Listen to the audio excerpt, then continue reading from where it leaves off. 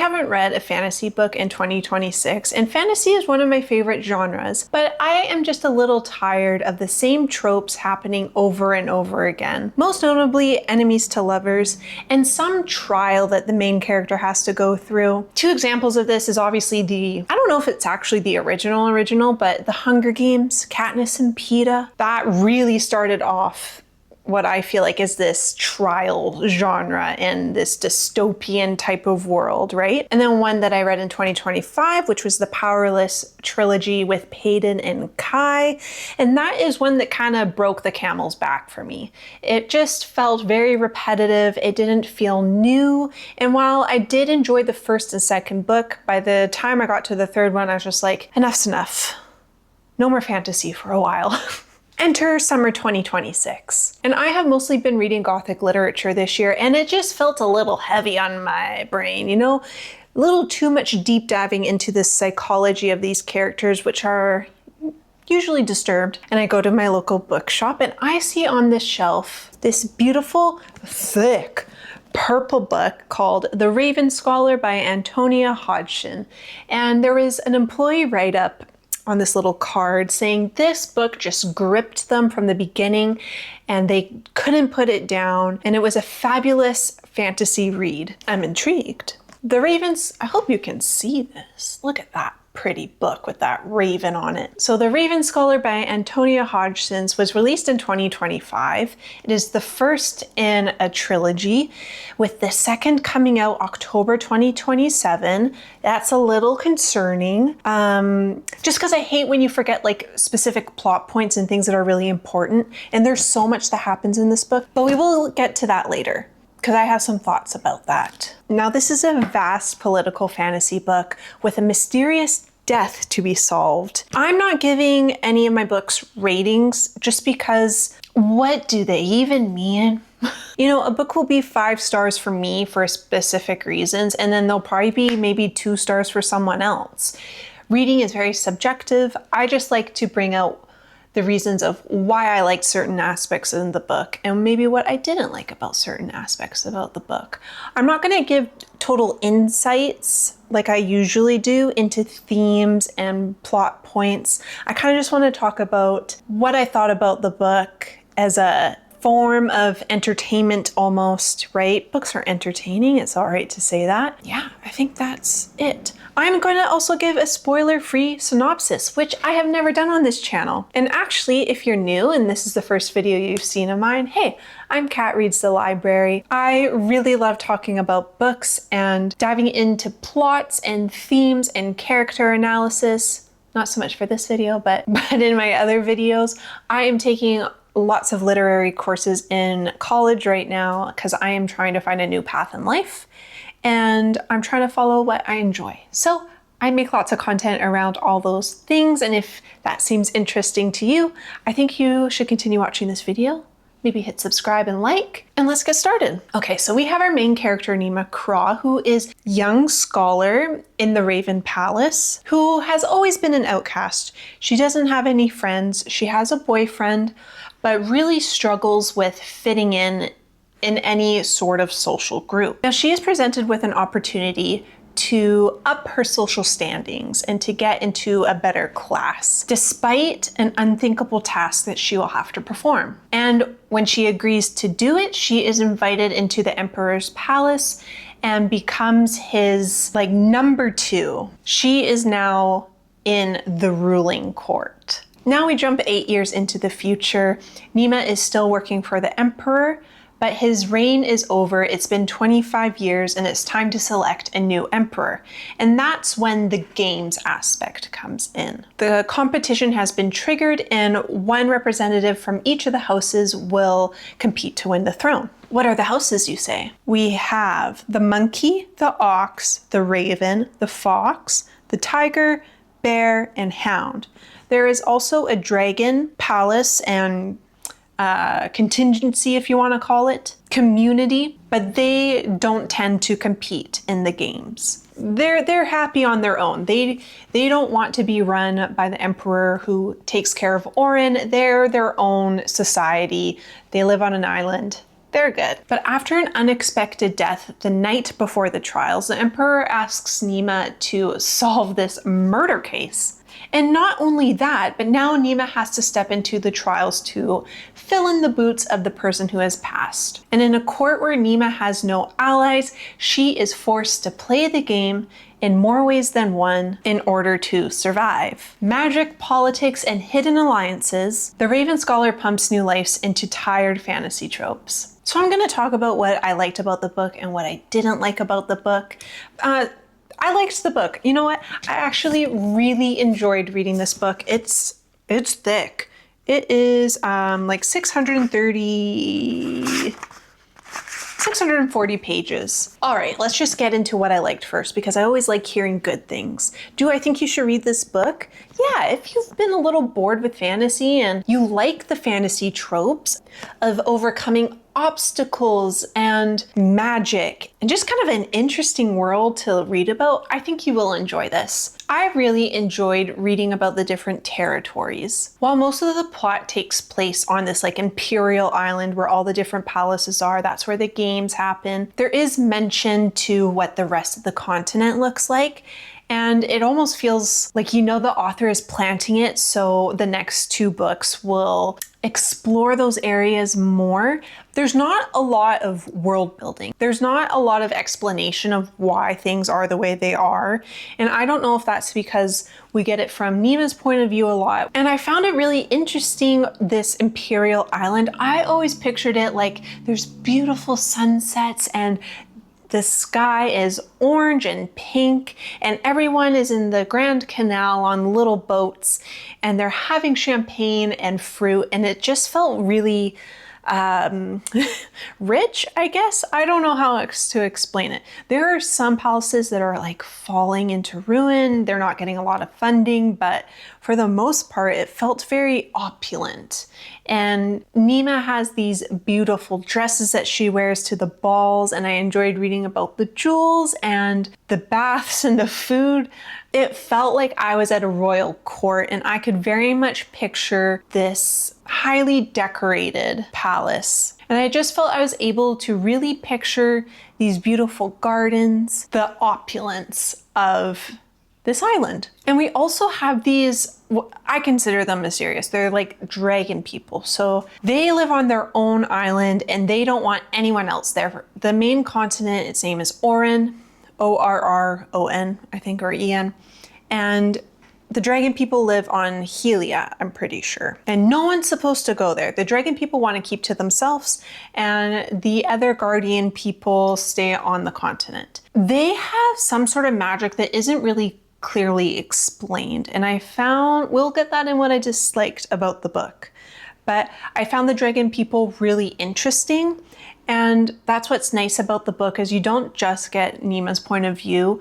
You get to see the little pockets of what other characters are scheming at, and it intrigues you and it doesn't spell it out for you. Like, these are definitely plot points that are going to happen within the next two books.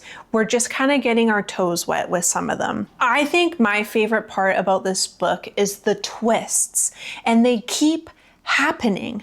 Now, I don't read a lot of books that have like big twists in them, so maybe you might be able to spot them before I was, but I just found them really refreshing and interesting, and you're like, oh, I never saw that coming. And then you get like 12 chapters later, totally changes. I'm not even gonna hint or give a wink to you about what these twists were. And is it bad even to say that there's twists? Let me know in the comments. If you're watching a review where there's not a lot of spoilers in it, if the content creator says, I love the twists in this book, does that feel like something's being spoiled for you? Yeah, let me know, because I don't want to do that for anyone. I take that very seriously. There is so much plot that happens in the Raven Scholar where I felt properly entertained. Plot points aren't dragged out where it gets, well, for the most part, plot points aren't dragged out where it feels boring. Things are fresh. There's so many different interactions that we get with Neema and other characters. She's very smart she uses her mind in the trials rather than strength like a lot of other characters do. You know, she goes to the balls, to trials, solving a murder. She gets friendship finally, love. And this was $28.99 Canadian. And with the price of books, I talk about this quite often on my channel, but for this amount of pages, I feel like that's a great price. Like, I was looking at a book, I don't remember who it was by, but I swear it must have been like 200 pages. And this was a $42 book. I don't even remember if it was hardcover. It might have been soft cover.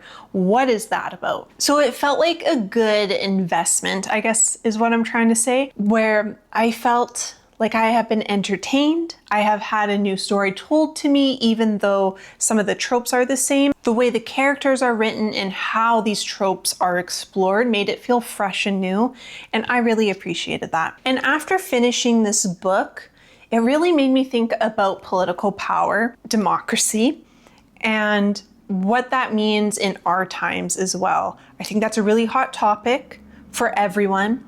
And just because a writer is writing about fantasy doesn't mean that they're not trying to make sense of the world they're living in and putting that out in an art medium such as a book. And it made me think of the political process of our time. Who is actually able to successfully run for office and represent the majority of people in any country? You know, I've been reading the 5 dialogues from Plato, which ancient Greece, and they're struggling with that conundrum as well. Is you have the oligarchs who have always been in power, and then you have these new people coming in, which were the Democrats with elected officials. But how do you, in an unbiased way, get people to represent the population? Who, and that doesn't necessarily like happen in the 5 dialogues. That's just more what was happening around the time when Pluto wrote that book. What I picked up is even when the game is supposed to be fair, when elections are supposed to be fair, who is really allowed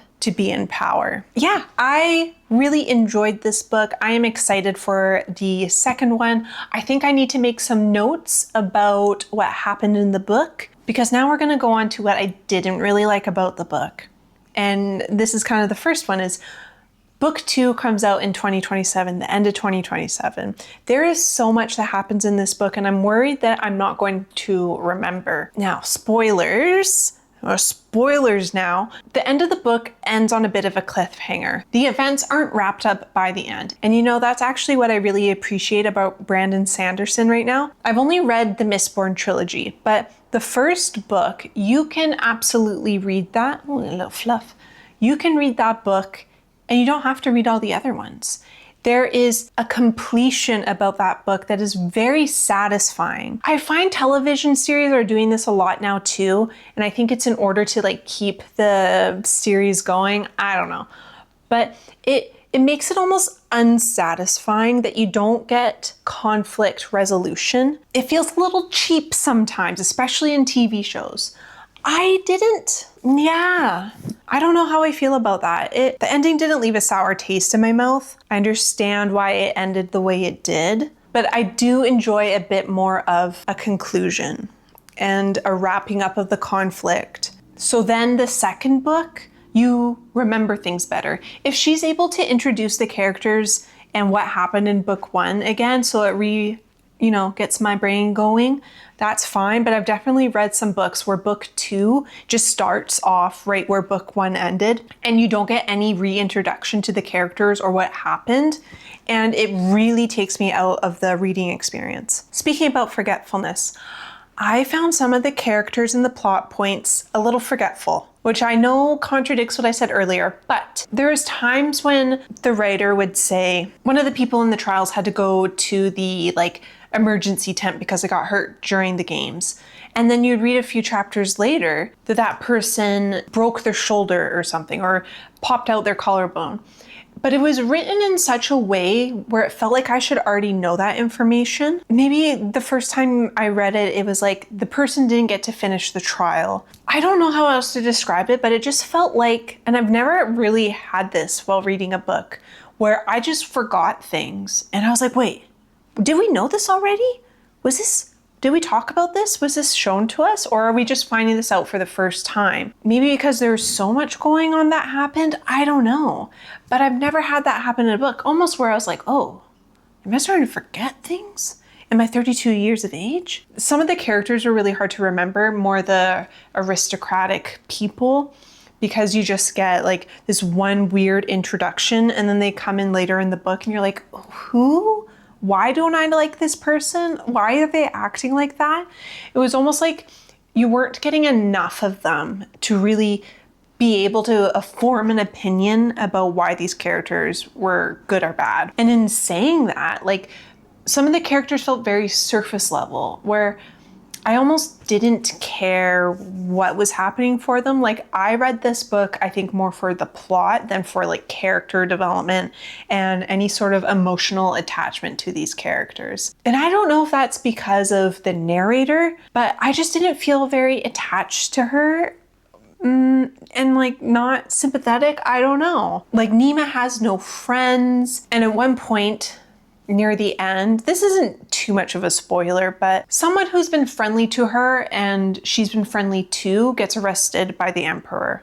And it's this one sentence you get about it where she acknowledges that this happened. Like, everyone in that, I think it's the Monkey Palace, is running around upset that their head person has been arrested, and it's a one sentence acknowledgement from Neema, and I felt like that was really odd. She is just like trying to leave. Maybe that's in some sort of self-preservation, but there was just no emotion from the character about someone who she knew being arrested by the Emperor. And I think that's for a lot of the other characters. You don't get this big deep dive into why they are the way that they are. There is one character who I absolutely do not like. She's playing a bunch of things and she's making me angry. I don't like her. There is a character who's in the trials who did something really bad at the beginning of the book. And for some reason, you always feel a little sympathy towards him. And then you kind of understand, you know, his mother didn't treat him well. It's really messy, the reason he did what he did. A lot of manipulation, I think, happens in this book from some characters, which makes it very intriguing for, you know, political court commentary and fantasy. There's a magic system that we're just kind of like told someone has this. There is a character who has hound sight, where he's able to read people's thoughts, and it's never explained if this is a trait lots of people have. Is it just him that has it? Is it a good thing that he has it? Like, who is allowed to have magic? I don't know. The dragon people have magic, almost in a witch-like way, but they don't. It's just kind of this thing that is in the plot, it's in the world, but we're not told of why or how it works. And I think that's for the next few books. And I guess that is a technique. The writer wants to do that. But sometimes it just makes for a confusing plot line, and you're not able to dive into the world as much as I do with like a Brandon Sanderson, you know? Interesting. And I will admit, I got a little bored during the trials. Like, there are some parts and I was like, I am loving this book. And then the trials just got a little like, why? Why are we doing these trials? They're very odd. They're not.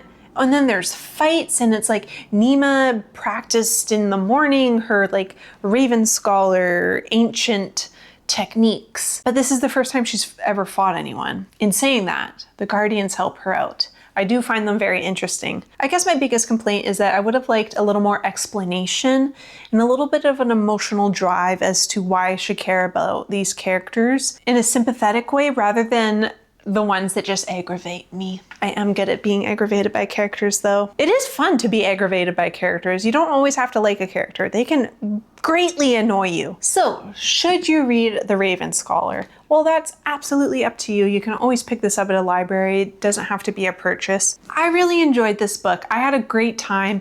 It got me into wanting to read fantasy again. And like I said, it breathed new life into tropes that I was just tired of. I didn't want to read them anymore. It does read like an epic fantasy with political intrigue, court social maneuvering, and a main character who's just an outcast who is trying to make a better life for herself.